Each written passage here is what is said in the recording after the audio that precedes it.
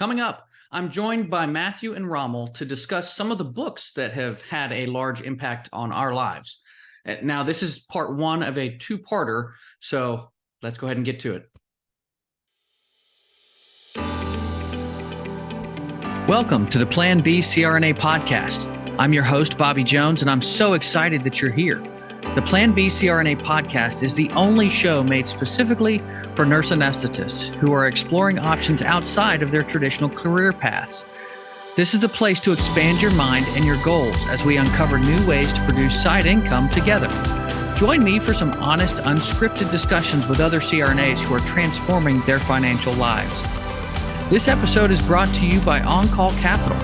On-Call Capital is dedicated to educating CRNAs and other healthcare providers about investing outside of the traditional stock market. On-Call Capital also provides opportunities for you, yes, you, to create passive income and generational wealth while also lowering your taxable income through investments in the apartment and alternative investment spaces. If you haven't hit subscribe yet, make sure you do that right now so that you don't miss an episode. Thanks so much for joining me today, and now on with the show.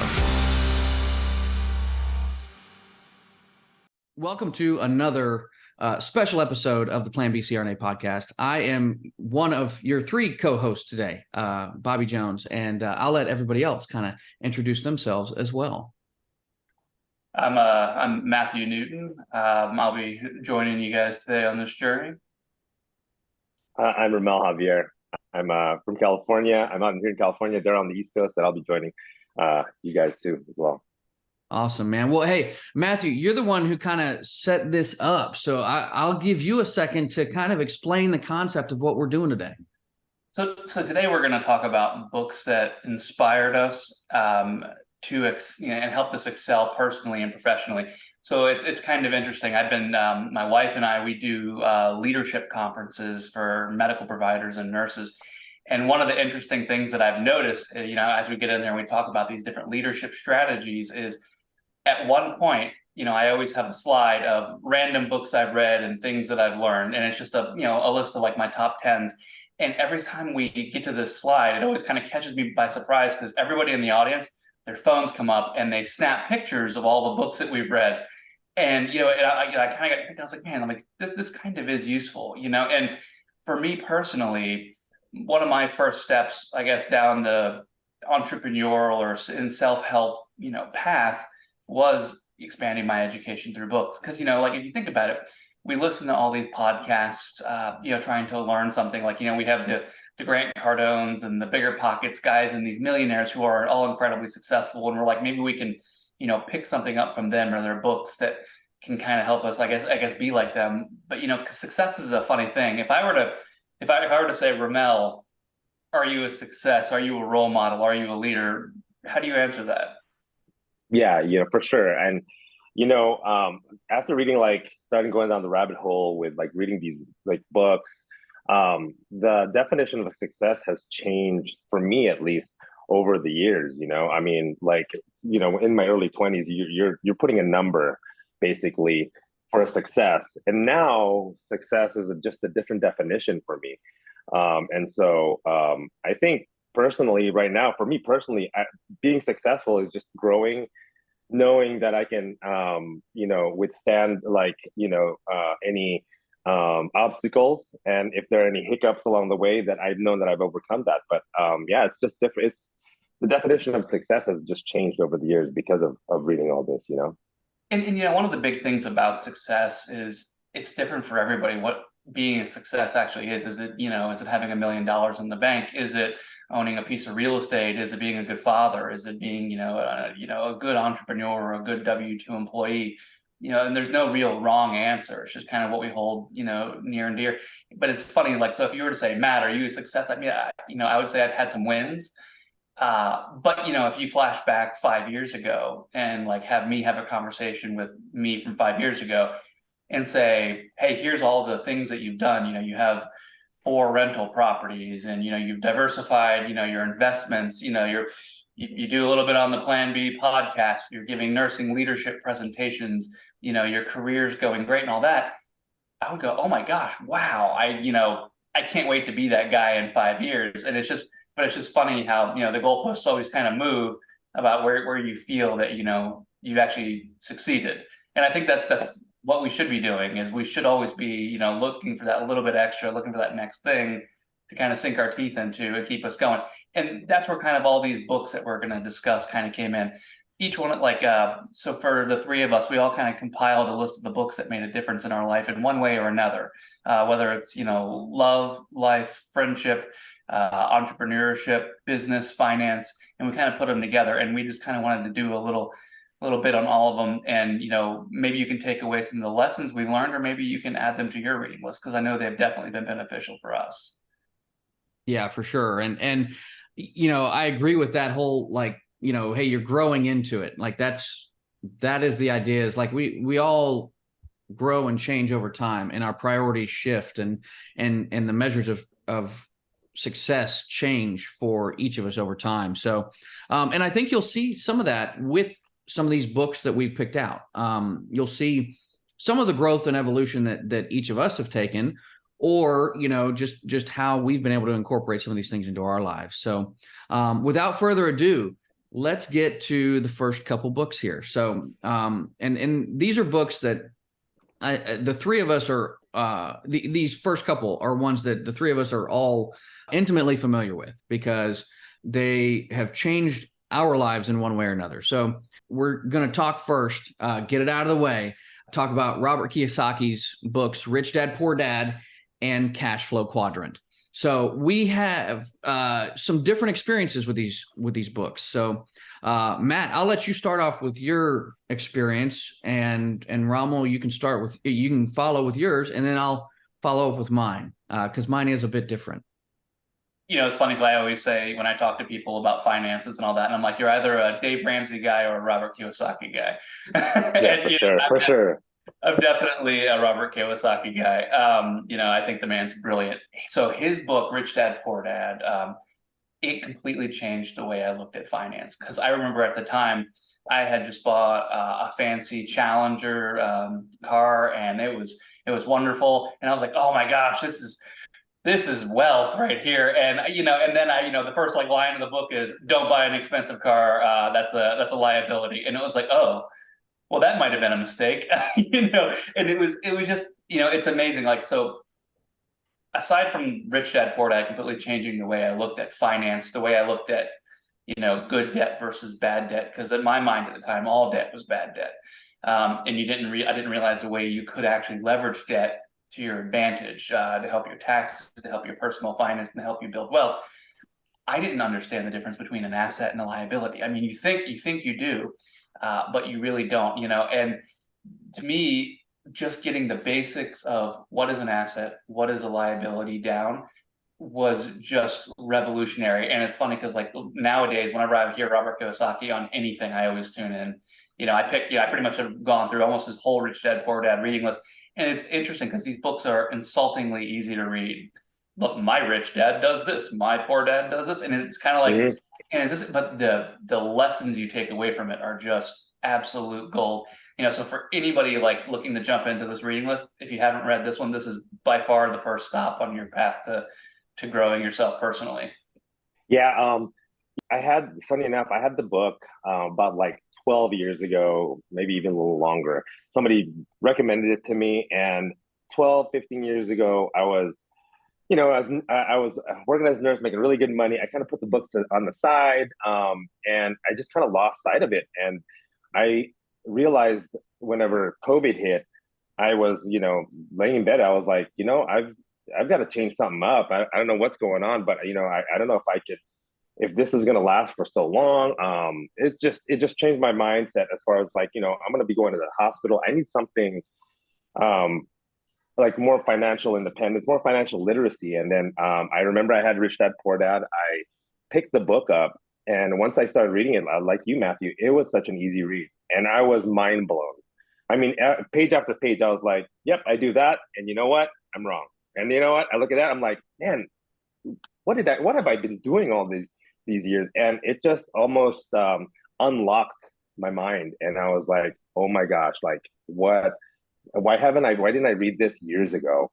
And literally, so I gotta admit, I'm guilty. I just read that literally maybe about 4 years ago when or 3 years ago when the pandemic hit. And so, yeah, thinking about like the Rich Dad Poor Dad, I was in the Dave Ramsey camp, and my wife as well. Slowly but surely, she's kind of going to the Kiyosaki camp. But everybody in our family, everybody is all about, hey, pay down your debt, pay your house off, and after that, you'll be living debt free.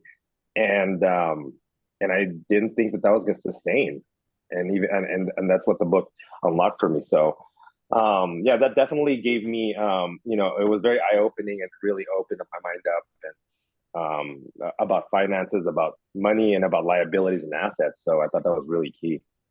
Yeah. So my story is a little different. I first picked up Rich Dad Poor Dad when I was in my early 20s. And I was raised, basically that, hey, you know what, you save your money, you invest, you work in a job for so many years and then you save up enough money to retire. And my goal was always to have a good paying job so that I could retire early. And so when you read this book, for me, when I read it at the early stages that I did, it sounded like it was a scam. It really did. It just comes across that way for me. And, the idea of using other people's money to purchase real estate and to build your real estate portfolio and all those kinds of things.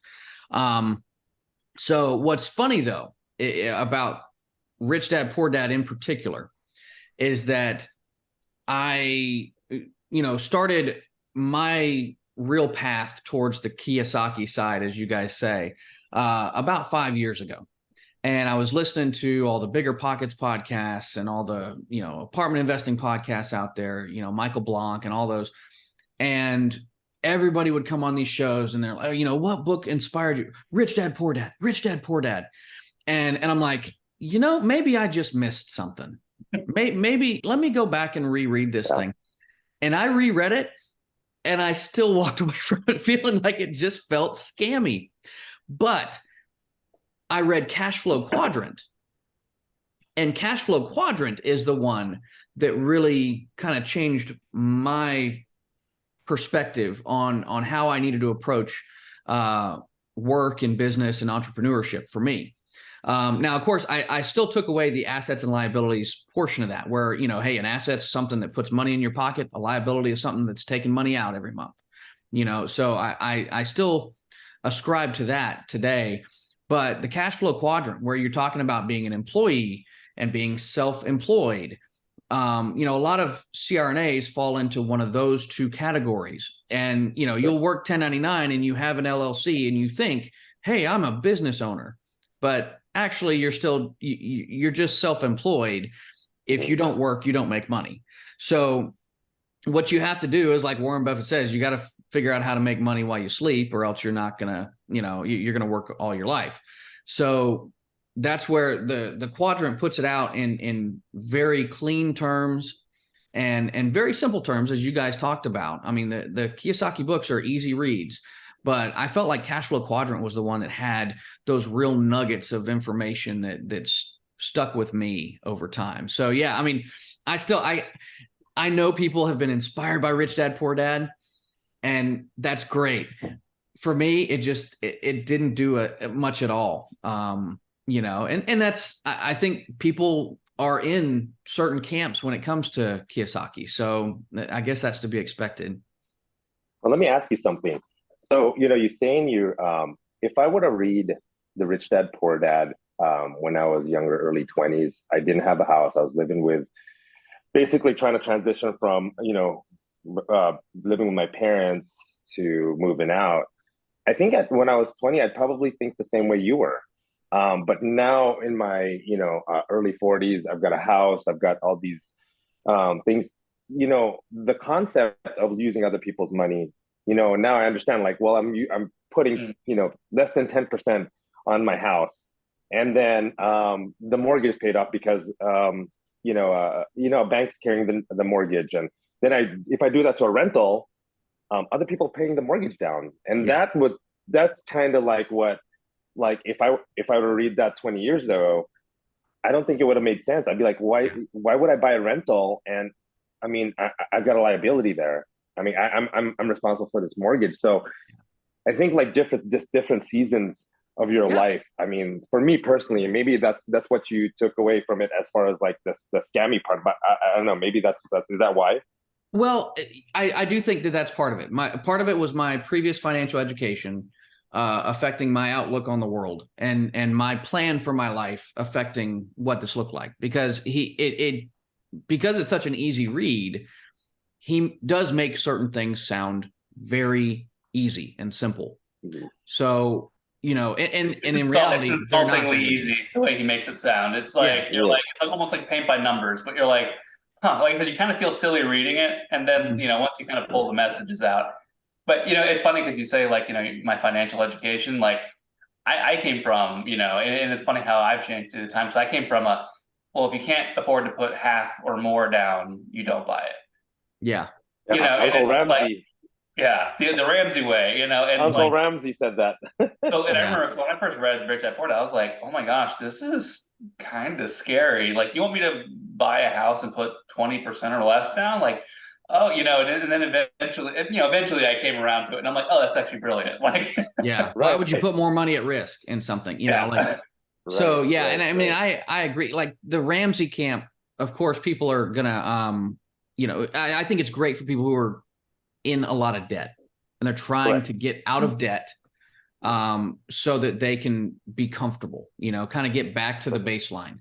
But once you're at that baseline, then it's time to actually start growing, and that's where I think a lot of the tenets of Kiyosaki can come into play.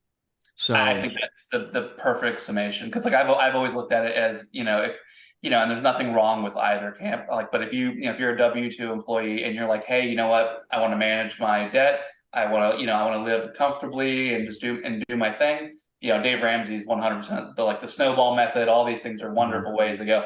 But in my opinion, I'm like, if you're like, hey, I kind of want to break out of the rat race, I want to start my own business, I want to be an entrepreneur. I think the Robert Kiyosaki is the way to go. Like, so I don't think either's wrong. I just think one's better for what your ultimate goal is. Yeah, for sure. No, And for sure. you piggybacking from what Matthew's saying, it's like I think if you observe like those people that have done it for so long one way and done it for so long the other way, and you kind of realize like what kind of life do you want to lead? My parents are more Ramsey, sorry. The house is paid off, and they live a very modest life, but with inflation growing, things are getting more expensive. Their social security, everything's just set. And when I asked my parents, hey, what are you going to do with the rising costs? I mean, I'm going to help them out, but I just want to ask them their take. They're like, well, we'll just cut things out, and I don't want to live like that when I'm retired. Mhm. But I also see other people that are in the Kiyosaki camp where I just see these older folk just hustling, and it's fun for them, and they live a very a comfortable life, and the life they want to live. Yeah. So Yeah. Well, I think that actually segues perfectly into our next book that Rammel, you're going to kind of talk more about. So I'll let you go ahead and introduce it, man. The Think and Grow Rich by Napoleon Hill. I read that literally like probably it's probably right after the Kiyosaki book. I saw it in the I've always, like with Matthew, I every time I was listening to a podcast, they would say the top 3 books or whatnot. Like it's almost like I wouldn't say it's like the top, like everybody's top 3, but it was mentioned a lot. And so Napoleon Hill's Think and Grow Rich, it was written probably in the 1940s. And I opened the book up. I thought initially it was a little slow, but the concepts in there, basically you can use it like right now. It's talking about mindset. It talks about faith. It talks about auto-suggestion. Basically, it's just a mindset book where, if you can vividly picture yourself or create some goals for yourself and have faith in yourself. It for me personally, it gave me belief and hope that I can attain certain goals where a lot of other people are like, they're limited by either their abilities, their finances, their jobs. So this just kind of opened up the door and just kind of like, blew the roof off of any any limited beliefs that I ever had. And I always say, the biggest person holding you back in success is you.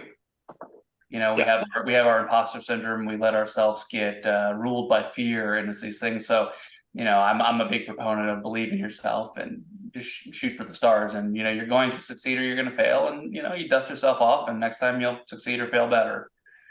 Well, I think it's interesting because the Powerball right now, or Mega Millions, whatever it is like up at $1.5 billion now. And so, I mean, of course, if you take the cash lump sum and everything, you're talking still several hundreds of millions of dollars. And I was talking with my mom about it, and we were both kind of like, yeah, I can't visualize that. I've never thought that big to be like, okay, well, what happened if you were to just win that, and let's say you got 300 million out of it after taxes and everything else, which isn't much, but I guess I could survive on that. Barely. But no, I mean, you just the eke by. But I was thinking about it. And it's like, okay, well, let's say you take just a certain percentage of that. You could live on like a small amount of interest, and you'd still be living on $10 million a year or more. I mean, it's really kind of crazy to think about for me. But then you think about these professional athletes who are getting paid $30-40 million a year. And it's a different stratosphere of thinking that I really haven't allowed myself to get to in my life. And again, that speaks to the limiting beliefs that we have sometimes, and how that can keep us from, growing exponentially at times. Well, Rammel living in California, 300 million might only last just a little bit of time with your taxes out there. Insurance, yeah. I could buy a shack down by the beach for 300 with that. Exactly. Yeah. And the thing about the Think and Grow Rich book, when I started reading it, like I said, it was a slow read.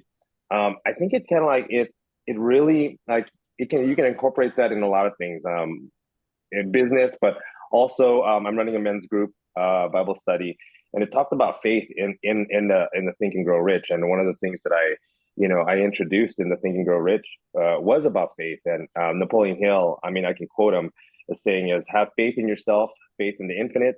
Before we begin, you should be reminded again of that. And faith is the eternal elixir, which gives life, power, and action to the impulse of thought. And so I would tell people, like, if you just have faith in yourself, if you think that you're going to be successful, if you think that you're going to, attain, a massive amount of wealth, or you think you're going to be, a good father, a great friend, a great son, your mindset, the auto suggestion, you're going to work towards that. It's just innately, you're going to do that. And so I thought that is what the key takeaways of that book was, just all about mindset, and not necessarily like, steps and into getting like, financially wealthy. I just took it, a step further. Yeah. Manifest destiny. It's a big deal, man. So, well, hey, we're going to pivot here with my next book. Because this one is not about finances at all. It's not about being rich at all. It's called The Anatomy of Peace, and it's written by the Arbinger Institute. And I don't know if people can see it. That's okay. The book itself is about conflict resolution, and how a lot of times we find ourselves in conflict all the time. Whether that's with our loved one, spouse, or in our workplace, or on a greater, geopolitical scale. We see conflict all the time.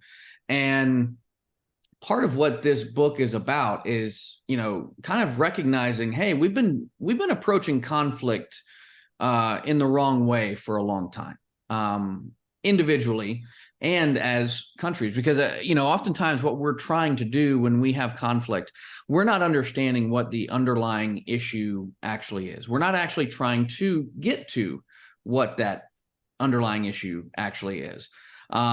what we're trying to do instead is to get somebody or something to change.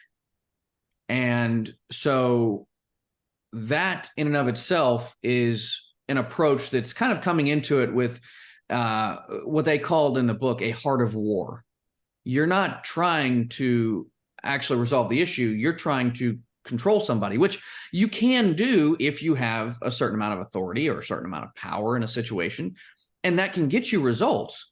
But it also leads to a lack, a loss of trust and a loss of respect along the way when you're just having to coerce people into doing what you want them to do. Whereas when you can approach it from, a place, with a heart of peace, then, basically you're now trying to get to the root of the problem and the root of everything that's affecting that problem. So instead of trying to change the other person that you're in conflict with, sometimes you have to change the environment that's around them. That's part of the issue, is the actual environment that you find yourselves in. It may not be conducive to resolving that conflict. And there are numerous examples of this that people can find in their own lives. The book itself is actually, I don't want to say it's an easy read. It's not an easy read, but it's a quick read. And I think that it was, really useful for me at a time in my life where I was having some conflicts, and I was going into those with a bit of that mindset of like, gosh, if you would just change what you're doing, then everything would be fine. Like if this is what I need you to change about yourself. And that way everything will be sunshine and roses. And it's like, but I didn't entertain the idea that there was something that I was doing that was also part of the conflict as well. Because we don't want to think about that kind of a thing. Oh, well, what can I do to change? Because we want to push that blame onto other people. So, and there are different concepts they talk about, coming into a conflict with, from being in the I deserve box, right? Where like, okay, well, I've had, this and that and everything else go wrong, so I deserve to have this go right. And you're approaching a conflict from that way, which is not a great way to do it.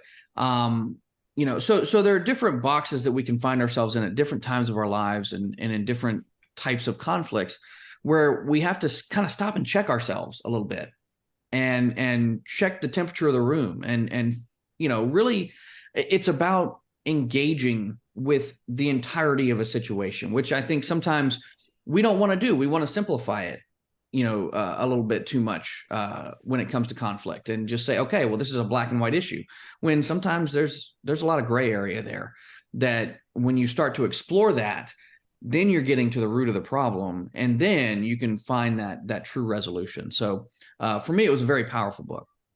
It's interesting. You talk about conflict resolution, and I'm seeking to change you. It's Stephen Covey said something along the lines of, seek first to understand, then be understood. And it's pretty powerful if you think about it, because, I guess in today's society, we've gotten so, you're far left, I'm far right, you're right, I'm wrong, black and white. And, we're so, entrenched in our own sides and our own, moral high ground and, all these issues, that we've stopped listening as a society, I feel like, to where, maybe you have a reason you feel this way, and maybe I have a reason I feel this way. And we're never going to grow, and we're never going to meet in the middle. We're never going to be harmonious if it's now taboo to actually talk about our differences, and embrace them. We can be stronger for understanding each other.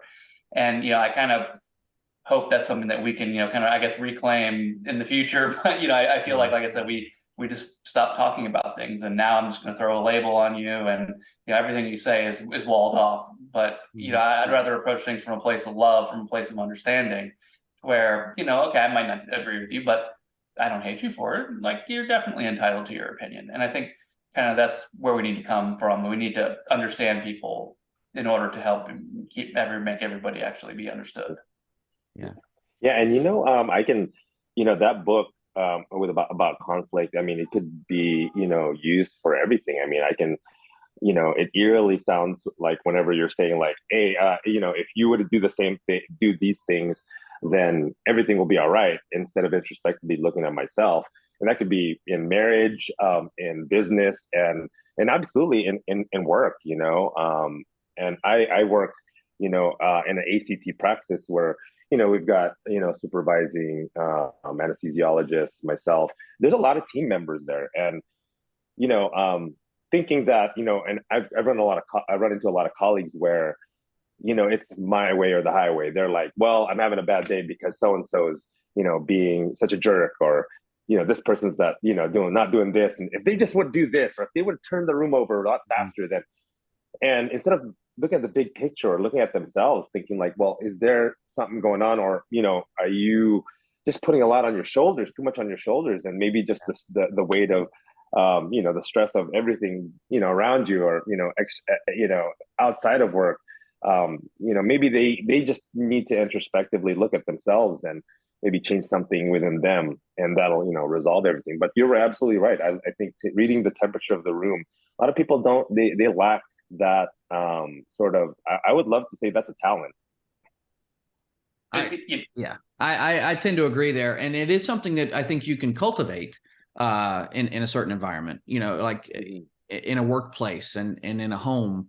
You can cultivate those kinds of environments where you are listening and respecting and trying to, truly be there for one another in, camaraderie kind of fashion, versus, trying to point the finger and, hey, it's your fault, kind of thing. Because at the end of the day, like, okay, well, are you trying to solve the problem, or are you just trying to prove that you're right?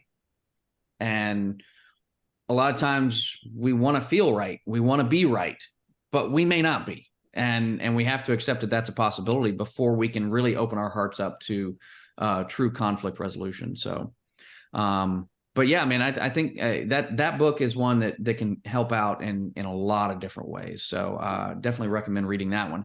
Our next one goes to you, Matthew. So this book kind of falls into the Rich Dad Poor Dad category of something that is an absolute must read, in my opinion, for everybody. It is called Never Split the Difference by Chris Voss. Yeah, absolutely. This is the book for negotiating and conflict resolution, in my opinion. For me to say it's made me hundreds of thousands of dollars over my career would be an understatement.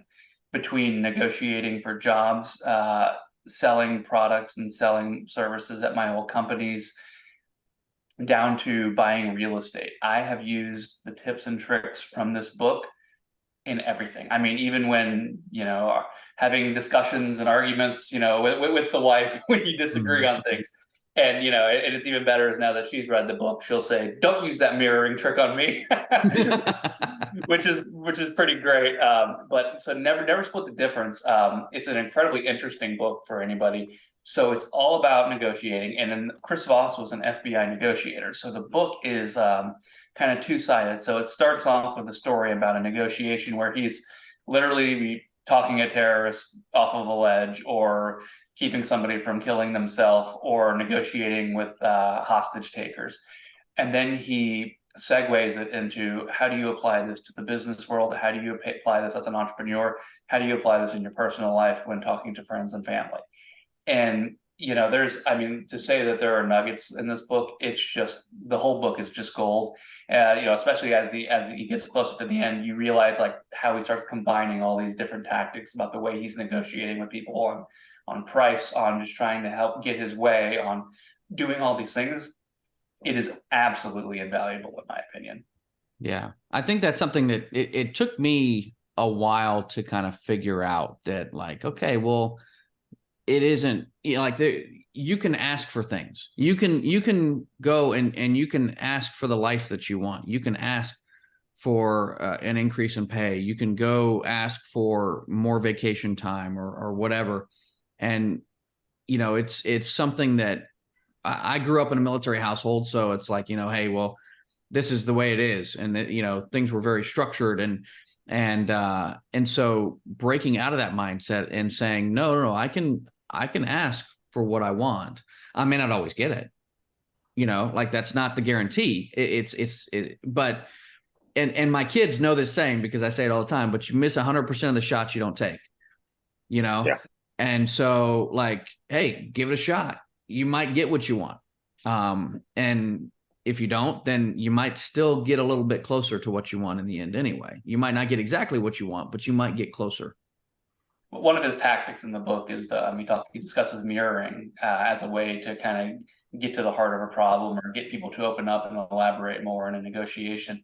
And honestly, that's been one of the biggest helps to my career because, as the national lead CRNA for my company, I have people calling me all the time disgruntled about this doctor was this way, or I don't like this procedure, or this happened in this scenario. And I mirror them. I'll rephrase because they never come in nice, like, oh, Matt, how's your day? It's always, this is BS. Let me tell you about, and they'll just they'll vent their frustrations, but it's not really a cohesive thought. And I'll say, oh, well, it sounds like you're really having a tough time with Dr. So-and-so. And I just leave it. And that awkward silence sets in. And then they go, yeah, well, I mean, he was thinking this and this and this and this, but it's really this. So it sounds like you're not, meeting eye to eye on these issues. Well, yeah. And it's interesting because half the time they will talk themselves out of their own problem. Once they once you just leave that dead air there after you've kind of repeated back and summarize what they're saying a little bit. And eventually they'll end up, well, I guess, he thinks this. And I mean, it's not wrong, but it's frustrating because it's not my way. And it's like, oh, it sounds like you just have a difference in opinion. Yeah, I mean, like, and it's, I mean, like I said, the book is worth its weight in gold. Yeah, I think I read that book. I think at your suggestion, and there was another friend that suggested it, and I've heard it on the podcast. So I decided to download the audiobook. And while I was reading it while I'm working out, I mean, they were golden nuggets. Just the tone of your voice, the way you inflect your voice towards the end of your, at the end of your sentence. He talks about, when you put the volume down in your voice at the end of a sentence, like, that's control, or and then active listening, like you said, and actually, summarizing, the talking points, and then, and talking it back to the person. And like you said, it's, they can just talk themselves out of like that situation or that conflict. And that, I thought that book, I'll probably get the actual written copy, because while I was listening to it, it was just these just golden nuggets there that I needed to. I usually just highlight books. I'm a highlighter guy, so I highlight key points in books. But in the audiobooks, yeah, it was great. I honestly, I've read it about 3 or 4 times now, and I pretty much read it before any major life change or negotiation or something that I'm doing. And it's as just a nice refresher, and it's not a hard read. And like I said, the stories are incredibly entertaining. But I've read it, I'll read it. I'm sure I'll read it 2 or 3 more times in my life, and I'm sure it will continue to just be a treasure trove of information. Yeah. No doubt, sure. No doubt. Well, we're going to move on to our next book, which brings us back to financial stuff. This one was my choice. It is the Motley Fool Investment Guide. This is a book I've had since the mid to late 90s. And it's written by Dave and Tom Gardner, who are the founders of the Motley Fool investment team. They were a big influence on me when I started learning about finances and the stock market in particular. They are the ones who convinced me to mainly invest in index funds, the low cost index funds. They touted Vanguard funds and these other funds that eventually came along as well. But it wasn't just that. Obviously getting away from mutual funds, that was a big step for me, and realizing, okay, most of these mutual fund guys aren't going to beat the market, and you're paying extra for them anyway. So that started my skepticism of financial advising. Let's just put it that way.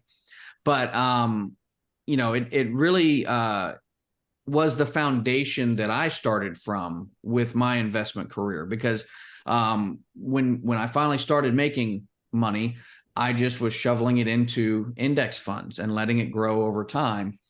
And that was step one, and then step two was learning how to look at individual stocks.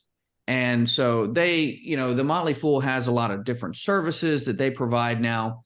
if you go to their website, it's obvious that they are providing services that they want you to be interested in, and they kind of hype those services up. And so I do know that over time, some people have been turned off by the Motley Fool, but their initial investment guide, I found to be just a great foundation for anybody wanting to learn about how to invest in the stock market specifically and in individual stocks. And a couple of the things that they talk about when you're looking at an individual company is you have to have a few certain tenets that they check off for you to want to invest in them. One of them is, being a first mover in a particular industry.